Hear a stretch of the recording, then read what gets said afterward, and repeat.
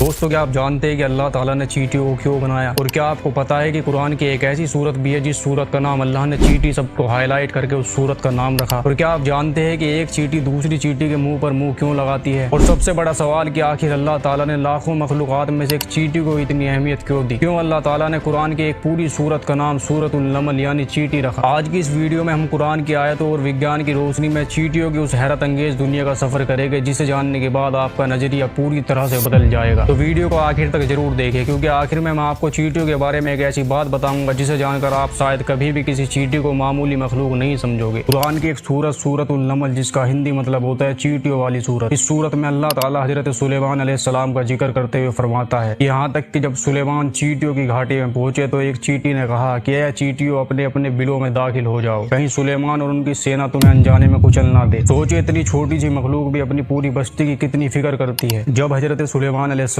ने चींटियों की इस बात को सुना तो हजरत सुलेमान अलैहिस्सलाम मुस्कुराए और आपने अपने लश्करों को ठहरने का हुक्म दिया, और जब तक ठहरे रहे जब तक कि चींटियां अपने घरों में दाखिल नहीं हो गई। और सिर्फ चींटियों से ही नहीं बल्कि हजरत सुलेमान अलैहिस्सलाम को अल्लाह ने ऐसी खास ताकत से नवाजा था कि हजरत सुलेमान अलैहिस्सलाम हवा और जिन्नात और परिंदों से ही बात कर सकते थे। कुरान में बार बार अल्लाह ताला ने इंसान से ये कहा कि लोग हमारी निशानियों पर गौर नहीं करते। इसमें अकल वालों के लिए और गौर करने वालों के लिए बहुत सी निशानियां हैं। जो चीजें आज हमें साइंस बताती है, अल्लाह ने 1500 साल पहले कुरान में सारी बातें इंसानियत को पहले ही बता दी थी। अब आप सोच रहे होंगे कि इतनी छोटी सी चींटी के अंदर क्या ही खासियत होगी, लेकिन इस वीडियो में आप चींटियों के बारे में बताई गई बातों को सुनकर पूरी तरह से हैरान रह जाएगी। क्योंकि बेशक अल्लाह ताला की बनाई हुई हर चीज के पीछे अल्लाह ताला की कुछ न कुछ हिकमत जरूर छुपी होती है। अल्लाह ताला किसी भी चीज को बिना मकसद पैदा नहीं करता। चींटियों की अगर बात करें तो चींटियों के अंदर कुछ ऐसी खासियत पाई जाती है जो दुनिया में किसी भी मखलूक में देखने को नहीं मिलती। आपको ये जानकर हैरानी होगी कि चींटियों की अपनी कोई आवाज नहीं होती। एक चींटी को दूसरी चींटी तक अपनी बात को पहुंचाने के लिए एक खास प्रोसेस से गुजरना पड़ता है। आपने कई बार देखा होगा कि जब चींटियां लाइन लगाकर एक दूसरे के पीछे चलती है तो ये बार बार अपने फेस को दूसरी चींटी के फेस पर टच करती है। ये उनका अपनी बात एक दूसरे को बताने का तरीका होता है। यानी अगर एक चींटी दूसरी चींटी को कुछ बात बताना चाहती है तो वो उस चींटी के मुंह पर कुछ लिक्विड जैसा चिपका देती है, जिसे सूंघकर वो दूसरी चींटी उससे वो सारी बातें डिकोड करके समझ लेती है। इसलिए आपने देखा होगा कि अक्सर चींटियां चलते चलते रुक जाती है और वे रुककर एक दूसरे के मुंह पर मुंह लगाने लगती है। यही वो प्रोसेस होता है जिसके जरिए से वे एक दूसरे से बात करती है। और वैज्ञानिकों की रिसर्च में ये भी साबित हो चुका है कि चींटियां ना सिर्फ एक दूसरे से बात करती है बल्कि वे एक जबरदस्त निजाम के साथ अपनी जिंदगी गुजारती है। उनकी अपनी खुद की एक सोसाइटी होती है जिसमें हर चींटी का काम और जिम्मेदारी अलग अलग होती है। बताया जाता है कि चींटी एक ऐसी मखलूक है जो बेहद मेहनती भी होती है। वो अपने लिए और अपने भविष्य के लिए हर वक्त खाना इकट्ठा करके रखती है। यहाँ तक कि कुछ चींटियां बॉडी बिल्डर भी होती है। इनमें कुछ प्रजातियां ऐसी भी पाई जाती है जो अपने वजन से 50 गुना ज्यादा तक वजन उठा सकती है। और आपको सुनकर हैरानी होगी कि अल्लाह ताला ने चींटियों को एक ऐसी खास ताकत भी दी है जिसका हम और आप अंदाजा भी नहीं लगा सकते। जहाँ आज मौसम विभाग और साइंस करोड़ों की मशीन के जरिए से बारिश वगैरह का पता लगाती है, वहाँ इतनी छोटी सी मखलूक यानी चींटियों को अल्लाह ने एक खासियत दी है कि चींटियों को बारिश आने से पहले ही पता चल जाता है कि बारिश होने वाली है। यानी चींटियां फेरोमोन, रासायनिक संकेत और स्पर्श के जरिए एक दूसरे को पहले ही खबर कर देती है कि मौसम बिगड़ने वाला है। और अगर मैं आपको चींटियों का असली घर दिखा दूं तो आप भी इतनी छोटी सी मखलूक की कारीगरी को देखकर हैरान रह जाओगे। ये चींटियों का असली घर होता है जिसमें कमरा भी होता है, जिसमें रास्ते भी होते हैं और जमीन के नीचे जटिल सुरंग और कमरों को आप देख ही सकते हो। और यहाँ तक कि इनकी कॉलोनी में क्वीन अलग होती है, काम करने वाले वर्कर्स अलग होते हैं और सोल्जर्स अलग होते हैं और सब के सब अपनी कॉलोनी को साफ सुथरा रखते हैं। और कचरे को अलग अलग फेंकने का व्यवहार भी चींटियों की कई प्रजातियों में देखा गया है। और सबसे जरूरी बात कि चींटियों का जन्म कैसे होता है। अगर आपको लगता है कि चींटियां अचानक से जमीन के नीचे से निकल आती है तो ऐसा बिल्कुल नहीं है। असल में चींटियों का जन्म अंडों से होता है। हर चींटी के घर यानी कॉलोनी में एक रानी चींटी होती है। यही चींटी पूरी कॉलोनी की मां मानी जाती है और सिर्फ रानी चींटी ही अंडे दे सकती है। और आपको जानकर हैरानी होगी कि एक रानी चींटी अपने जीवन काल में लाखों अंडे देने की क्षमता रखती है। और कुछ दिनों बाद इन अंडों से छोटे छोटे लार्वा निकलने लगते हैं, लेकिन ये लार्वा अपने आप खाना नहीं खा सकते। इसलिए दूसरी जो मजदूर चींटियां होती है वे इन्हें खाना खिलाती है और इनकी पूरी देखभाल करती है। इसके बाद लार्वा प्यूपा में बदल जाते हैं और इस अवस्था में इनके शरीर का विकास भी होता है। और फिर कुछ टाइम बाद प्यूपा से एक पूरी तरह विकसित चींटी बाहर निकलती है। लेकिन क्या आप जानते हैं कि हर चींटी एक जैसी नहीं होती। इनमें से कुछ चींटियां मजदूर बनती है जो भोजन इकट्ठा करती है और पूरे परिवार की देखभाल करती है, और कुछ चींटियां मेल होती है जिनका काम केवल रानी के साथ प्रजनन करना होता है। और सबसे हैरान कर देने वाली बात यह है कि एक रानी चींटी केवल एक बार नर चींटी से सहयोग करके कई सालों तक अंडे देती रह सकती है। इतनी छोटी सी चींटी की दुनिया भी कितनी अद्भुत है। यही वजह है कि कुरान पाक में भी चींटियों का उल्लेख किया गया है और एक पूरी सूरत का नाम सूरतुल नमल रखा गया है। कुरान हमें बार बार अल्लाह अल्लाह की बनाई हुई मखलूक़ात में गौर करने की दावत देता है, क्योंकि उनमें समझने वालों के लिए बहुत सी निशानियां हैं। अल्लाह ताला इरशाद फरमाता है कि आसमानों और जमीन की बनावट में और रात और दिन के बदलते रहने में समझ रखने वालों के लिए बहुत सी निशानियां हैं, और बेशक कुरान में बताई हुई एक एक बात आज सच साबित हो रही है। तो इसी के साथ मैं उम्मीद करता हूँ कि आपको ये वीडियो पसंद आई होगी। अगर ये वीडियो आपको पसंद आई है तो इसको ज़्यादा से ज़्यादा शेयर करें, ताकि लोग भी अल्लाह की छोटी सी मखलूक की बड़ी बड़ी हिकमतों को जान सके।